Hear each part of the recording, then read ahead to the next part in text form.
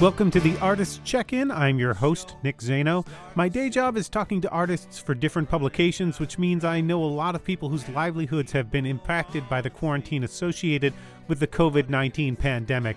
In this limited series, I'll be talking with comedians, musicians, sound engineers, authors, and creative people about how they're handling this personally and professionally. This week, we get the comedy club owner's perspective from Rick Jenkins, who owns the Comedy Studio in Somerville, Massachusetts, a club that has fostered a lot of talent through the years. The studio had to shut down in March, but eventually started doing regular streaming shows featuring stand-up, variety shows, and interviews. And Rick is still showing up to the studio in his vintage Johnny Carson suits. And we kicked off this conversation talking about masks and trying to keep a normal routine.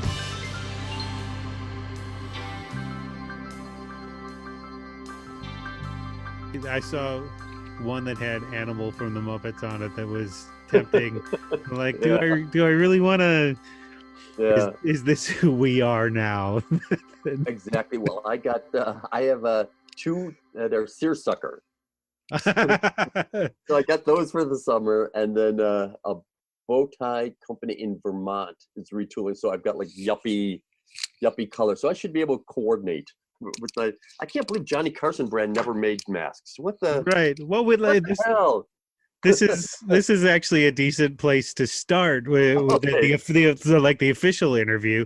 Oh, okay. Because great. you're obviously, we're doing this interview on Zoom, and you're in the vest and shirt and tie. How important is it for you for normalcy's sake, to wear that suit to work as you are today? Well, we are doing the web show, so I do get into full outfit for that. Mm-hmm. But yeah, I've been trying to set up a real regular schedule of, put on a shirt and tie, and when you go to work, you're going to work. Right. Whether you're at work at home or actually still have some sort of isolated office to go to. Yeah. In fact, if anything, I've become more fastidious about that. Just being aware that it's real easy to fall into a malaise. It's very easy to just forget what day it is and not really feel like you have anything to do. I think that's one of the really interesting things about this is not only has everything stopped, but we don't know when it's going to start again. So you can't plan your dentist appointment and what bill is due and all the things that give you anxiety about what's going to happen. We just don't know. Mm-hmm. Well, let's step back a bit. Just about everybody that I've interviewed for this and everybody I sort of have queued up for it does more than one thing. Mm-hmm. So the impact of the pandemic and the quarantine sort of sprawls.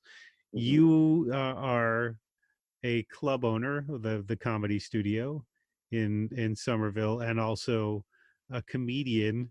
Would you add anything else to that list that has been affected by? Yeah, and a neighbor and a family man. I think that's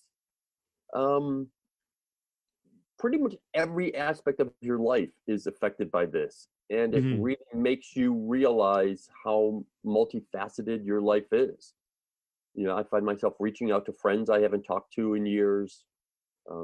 It's really made you realize how connected you are, because you can't just blindly go through your day. You have to think about what you're going to do and what these people mean to you. Mm-hmm.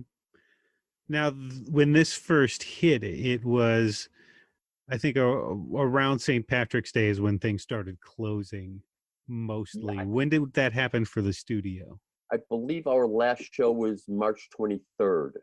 Mm-hmm. So it was just that week after we had been making plans, and just, you couldn't really plan for this, but we had started looking into, okay, can we keep people on payroll? What do we do if we're shut down? Being in the entertainment industry really multiplies it, because you are at the whim of whatever regulations are made. So we always tried to err on the side of safety, but you never really knew what that exactly would look like. Right, because at the beginning, it seemed like the assumption was maybe 2 to 4 weeks, and then we'll sort of be Mhm. back Yeah. where we Yeah. In were fact, before. yeah. In fact, we came in.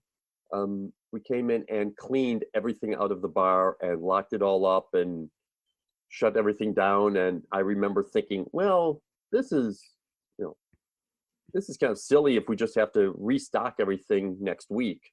Hmm. Uh, there really wasn't an understanding of how long this would go on. Right. So at the very beginning, when you shut down, was the idea that in a few weeks we'll be back and everything will be back to normal and we just have to weather this brief storm, or were you expecting a longer off time? I was thinking it would. I tend to be very optimistic. I was thinking it would only be, you know, maybe 2 weeks, maybe a month. Hmm. So I was definitely looking at short term and not canceling shows. Hmm. But what we've done is simply not booked anything new Hmm. because we have no idea what that will look like. Um, I looked back into the history of show business during 1918s, during the last pandemic. Hmm. Some theaters opened with half occupancy, where you would have to have the seat next to you empty. There doesn't seem to be a lot of guidelines, or performances outdoors. Um, right now, Well, those are all vague options in the mind, but yeah. if somebody posted something about drive-in music shows, which Hmm. might be a fun idea if somebody can adapt that. Yeah. While our space was being built, we did some outdoor shows in Bow Market that went very well. So that's a possibility. Our capacity is over 100, so it's certainly on brand for us to do shows of 50 people. Uh, well, some of my favorite shows were the off night shows where I was the only non-comedian in Mhm. the audience and Yeah, everybody's doing their stuff for them. I feel like some of the stuff that's going on Facebook Live and Zoom now are kind of like those shows, but everybody gets to see them now. The shows where the comedians are kind of yeah, playing to other comedians. yes. It's been fascinating. I think something really does get added by the internet in that it's a lot more intimate. I think you Hmm. can't really just do your act. Um, yeah, it's been fascinating. I go to one of the virtual open mics every night. Hmm. I watch all the late night shows. It's been fascinating to me that now they pretty much edit as soon as they finish a punchline. So the next beat is the next line. There's no waiting for a laugh. I'm kind of looking at this as an opportunity to learn a whole different way of doing comedy. Well, it's kind of an equalizer because all of the big shows look like all of the local shows now, and in some cases they're being uh, recorded and transmitted with the same technology. It's so exciting to think that Jimmy Fallon is doing his show through his wife's iPhone, and we have a better setup. I'm recording the shows in an empty theater, and he's recording his at home. So it's really exciting to have all those excuses gone of, oh, we don't have this producer, or we don't have that network, or we don't have. Everybody's got the same thing. You really think you're that good? Do it. When did the idea shift from we've got to weather a couple of weeks to we've got to adapt and start doing shows and start using this space some way somehow again? It developed once we realized we couldn't do live shows. Mm. We figured, what else are we going to do? We now have the time and we have the resources. So we invested in the website, beefed up the programming there, and are trying to somewhat replicate the comedy club experience on our website. And So how many days a week are you doing shows? from We the have studio? we have shows almost every day using Nikki Luparelli has a show and Angela Sawyer has a show, Hmm. but my show is Friday, Saturday, and Sunday nights, Hmm. and I'm using almost like the old TV show Biography, where I'll talk to a comedian a little bit, and then we'll show a clip from our archives and talk a little bit about. So we do two comedians. So we had Shane Moss and Mike Kaplan on the show, and showed their clips from '05. Right, because you've been taping comedian sets as a courtesy to the comedians for how long? Since January 1st, 2005. Right, so you've got 15 years, and you've kept records of all of that stuff at the studio itself, right? Yeah, so I've been going back with my date books and comparing them to the dates on the discs and finding really interesting stuff. I Has mean, there? once we realized we couldn't do shows, that's what we had to look at is what resources do we have? What can we do? And you quickly looked at the wall of just all of these old DVDs and Mhm. said, well, that's something we have that nobody else has. Let's use that. Well, how willing have the comedians been to show their sets Oh, from very. 2005? Yeah, the word cringe comes up quite a bit. And some of the times have changed. There was Mike Kaplan, who is extremely politically correct. One of his jokes from '05 was something he said I wouldn't do now. And we Mhm. discussed what that joke was and why he wouldn't do it now. A lot that was considered totally okay then seems a Mhm. little weird now. But looking at it as a historical document, nobody really finds it offensive. It's more, of interest. Well, the culture changes quickly, Mhm, but so does a comedian's skill. mhm. 1 year in the life of a comedian, they could be at a plateau for a long time, and then just over a couple of months, something clicks. I've Yeah, seen this sometime where I've seen a comedian thought, well, they're all right, and then the next time I see them, which might be a month later, like where did that come from? yeah, They can be such a dynamic shift. yeah, yeah. And some of it is also that specific night.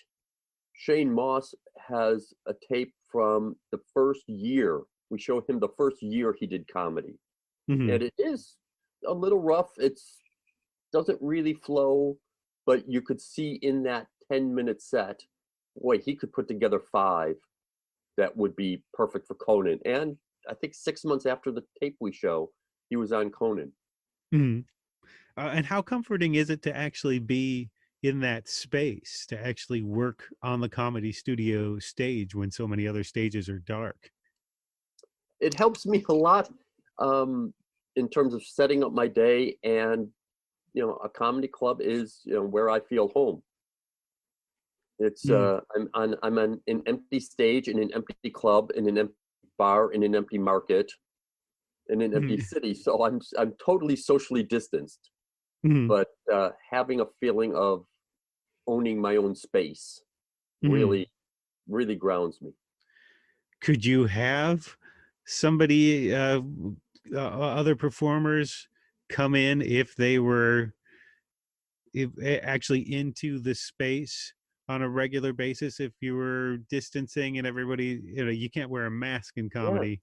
yeah, I really don't know. Those are all questions we're thinking about. I'm wondering if it would work just to have the front row um, 10 feet from the stage because comedians tend to spit.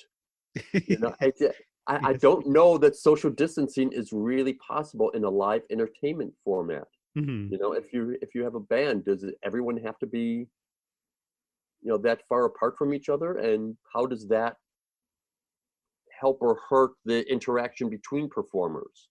Hmm. It's obviously so important, especially with improvisation.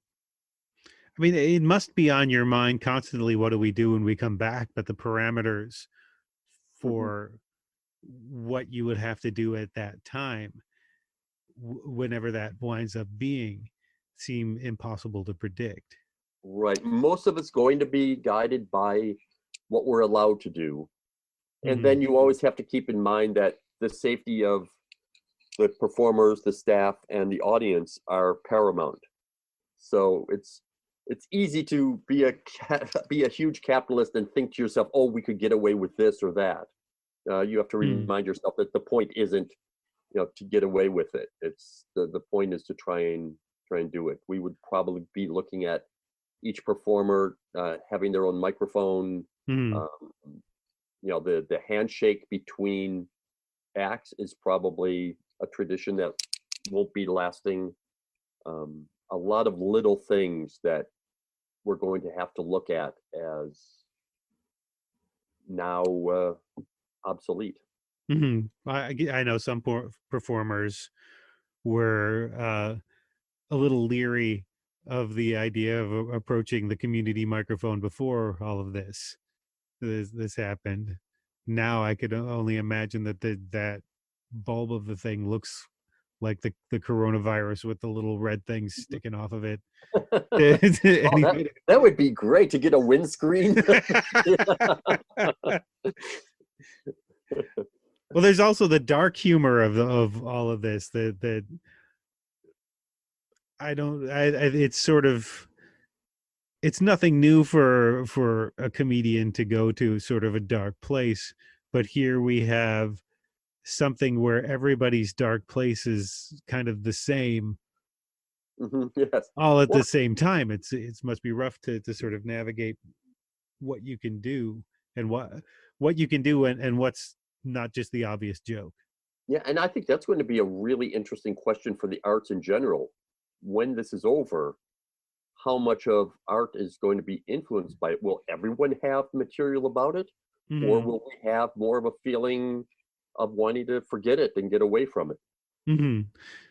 Everyone on the planet is having the same experience. That's pretty interesting for art.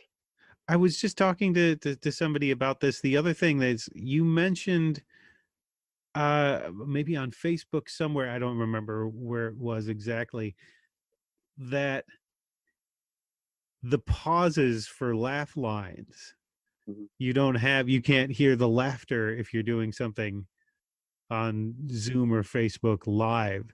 So it was strange to figure out just the pacing of your normal act in this situation. Yeah, I've noticed a lot of comedians are online editing out Bet's pause. Because when you say something and there's no reaction, it sounds like it's not going well. Can stand-up comedy in the format you see it in a club work online? Because I think a lot of what we're seeing that's successful is comedians playing off of each other in an environment where there's not necessarily an audience, but there's somebody else there. Like I'm Fine is a great example of that, where Dan Crone and Kelly McFarland. Oh, they do a great job. I watch it every day. Yeah, where you can see they're having fun with each other, whereas that interaction is usually with an audience. How does a traditional I tell you a joke and you laugh kind of format, does that work in a live streaming format? Yeah, I don't know, because so much of comedy is about the shared experience. And if you have two people, I guess that's the shared experience people can enjoy. But then why not have 12 people on a Zoom call? And those I have found very, very annoying. So yeah, it's the idea of, well, I think comedy is in large part about community and identifying. So can you identify people without the community, or can you imply a different community? Those are all things that we're going to be wrestling with. Yeah, when you've got to parse that as both a comedian and as a club owner. Yeah, because you can't open with, "Hey, how's everybody doing?" They can't answer you. So we're going back. I'm listening to doing a lot of old radio shows, a lot of the old TV shows before they were using studio audiences. Hmm. It's really because those performers were coming out of vaudeville, of full theaters, and behind a radio microphone with no audience. So I Hmm. think it's very similar there, that it becomes more character driven or extremely intimate. Hmm. Well, that's something that, you're steeped in the history of comedy. If anybody walks into the studio, you just look at the books surrounding the Yeah. stage Well, and that's what I've to been see. doing on our shows is I open with a little bit of where did this coffee mug come from, or where did this book come from? Mhm. I use it as an excuse to give a tour of the club. It's interesting that transition from vaudeville to club stages and things, the smaller stages, that sort of all happened around the same time that comedy started getting more personal. Hmm. And somewhere in there you went from those vaudeville houses to Mort Saul Hmm. standing up and reading from the newspaper, or talking about something that only he could talk about. Yes, it was very similar to the music scene in the mid 70s of the time, where all of a sudden it didn't matter that Frank Sinatra was singing a Gershwin song. It mattered that James Taylor was singing his song. Hmm. I think that was a big turning point where we expected the artist to also be the inspiration, that it was the craft and the inspiration and not just the craft. And now you're seeing also all the people who used to scoff at YouTube credits Hmm. now are in the Yeah. same boat. They're trying to figure out, hey, well, how do I do this live streaming thing? That Hmm. Yeah, I'm very lucky that we work with so many young comedians who understand this thing. is there. Did that prepare us for this? Is that the new sort of model? Somebody who does self-contained videos. I don't know. Saturday Night Live has been pretty impressive Hmm. doing the self-contained videos. Um, so I wouldn't be surprised. It seems to me that all the trends in society have just been put into overdrive by COVID. That people were starting to work from home. Now everyone's working from home. Um, people, started to do takeout food. Now they're doing a lot of takeout food. It just seems to me like everything where the clubs were, nightclubs were less and less popular. Comedy clubs, for instance, were slowly, uh, losing audience. Now, bang, they lost all of them. So I think that's a big chunk of what we're seeing now is all the trends we saw in society are just, just happening much, much quicker. And now People are using cash. mm, All the things they told us that the future was going to be like, we're having to do now. It's ride share because your car is just a place to go and hide for a few minutes. right. Well, and there's going to be some sort of legacy from this when the Mm. clubs can come back online, and everybody's also learned how to use Zoom or GoToMeeting or Skype. Zoom seems to be the uh, the the front runner here. Yeah, yeah, but we What? thought MySpace was the front runner, so Yeah. I'm sure it's all going to change very much. And yeah, it's worth thinking of that now. Hey, if we can only do a show of 25 people in the audience, do we stream that and make that a ticket? Hmm. These things are all up in the air. Some music clubs were doing that, where you could, when Concert Window was still around. Concert Window was a kind of egalitarian app where clubs and individual performers could do live streaming, and that's, I think, Facebook Live kind of killed what they did. But Yeah. there are people who are paying a smaller price for a ticket to watch something online that other people are watching live. Yeah, and that's a big question. I think audiences, especially for the arts, are getting used to getting it for free. Hmm.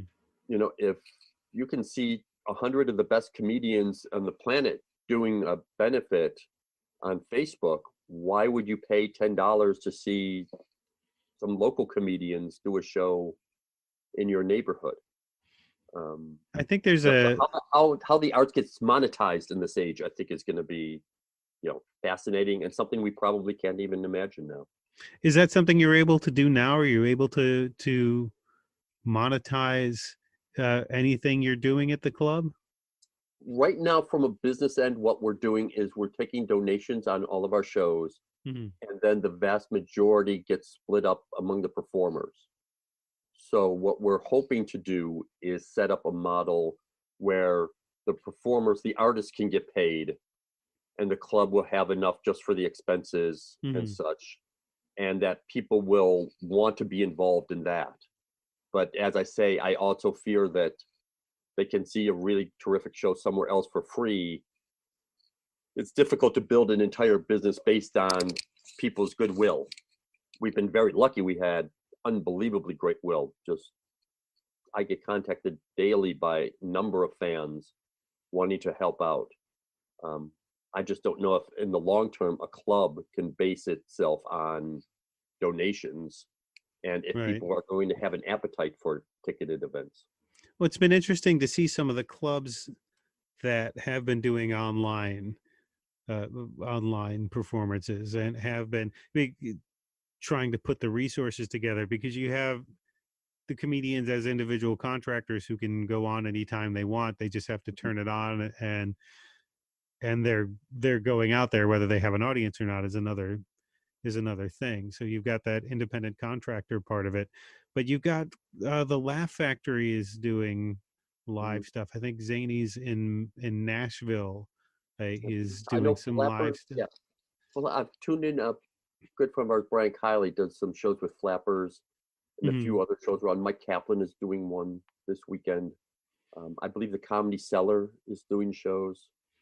Yeah, it's interesting to see that the comedians are trying to help the clubs too.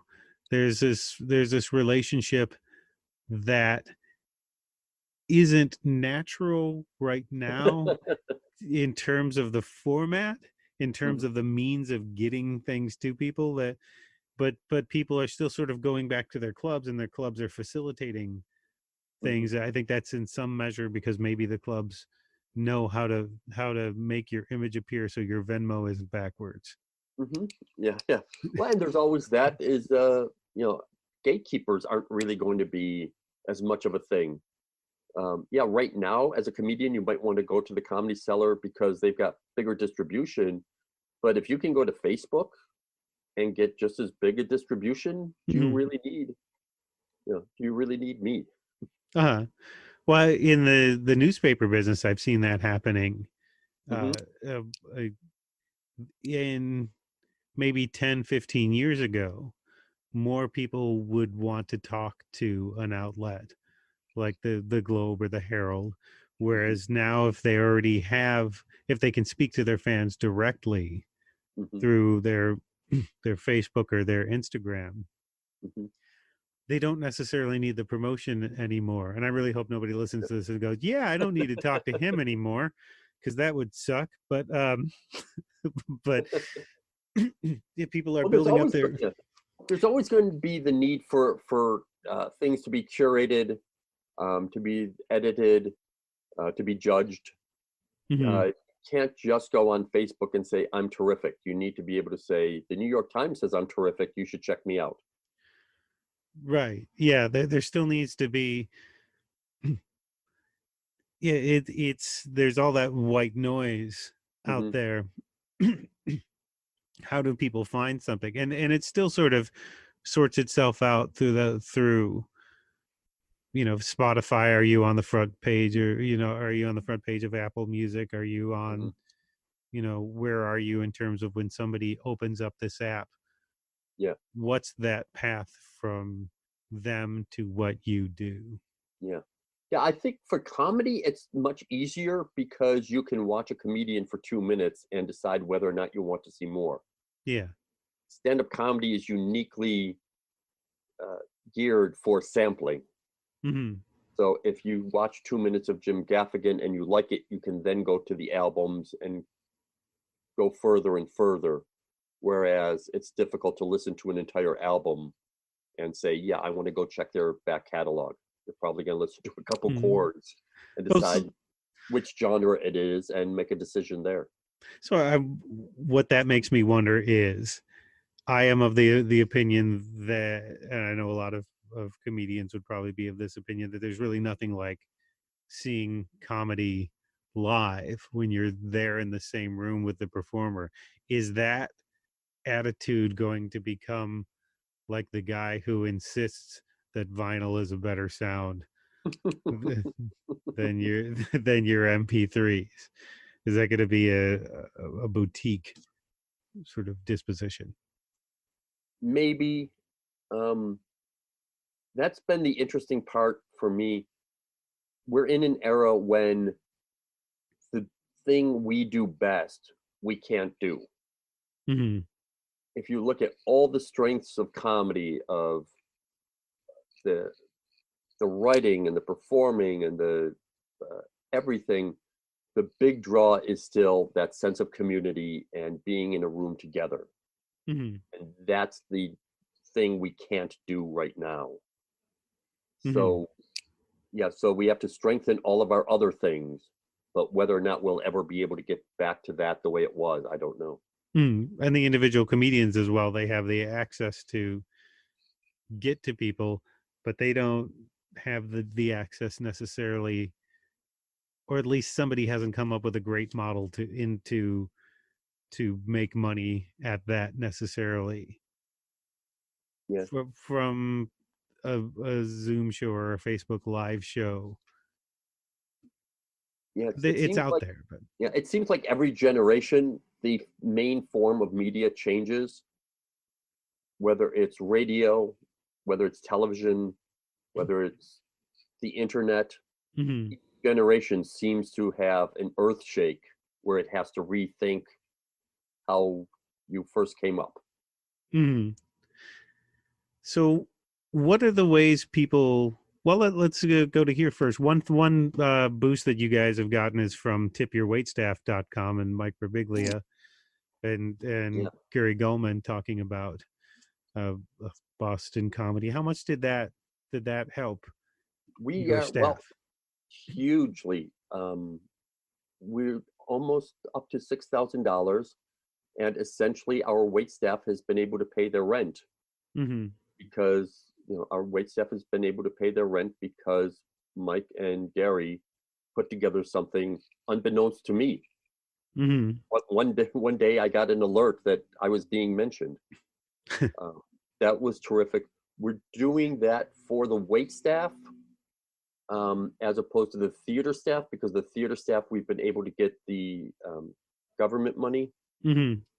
So there's been a lot of that business sort of thing of, we only have so many resources, where are we going to put them? And that Gary and Mike basically saved that side of the business. What's the best way people can help now? Help both you and the comedians that are regulars at the club. Right now, and we're looking at, do we issue new merchandise? All those sorts of things. We're open to any ideas. Right now, it's probably donate, and then we, those comedians get the piece of the donation money. Mm-hmm. The big thing is just be ready when we're back. And what do you have coming up in the near future? We're talking on May 1st, and this will come out next week. We haven't planned anything. We're very fortunate in that having a showcase format of primarily local comedians that we can get up and running pretty much as soon as we're allowed to. We've had to cancel some of our bigger names coming in. Mike Kaplan, Christian Finnegan. We had a couple headliner shows planned that we just had to tell everyone, we just don't know. As soon as we know we can do a show and do it right, we'll get back to you. All right, well, thanks for doing this interview. I appreciate it. Oh boy, thank you. It's fascinating and interesting, and from an intellectual point of view, I absolutely love it. But boy, the suffering and the misery and the uncertainty and the anxiety is no joke. It's something we're all going through. Well, I'm hoping that this podcast will be a very limited run and that we'll be back to something looking like normal. Yeah. Well, and like I said, check out thecomedystudio.com, and all the shows are archived. And I'm just having a ball doing that. I'm very lucky. I've got the opportunity to try something I've always wanted to try. Mm. And I think people really like it. All right. Thanks again. Hey, thanks so much, Nick. Go Bills.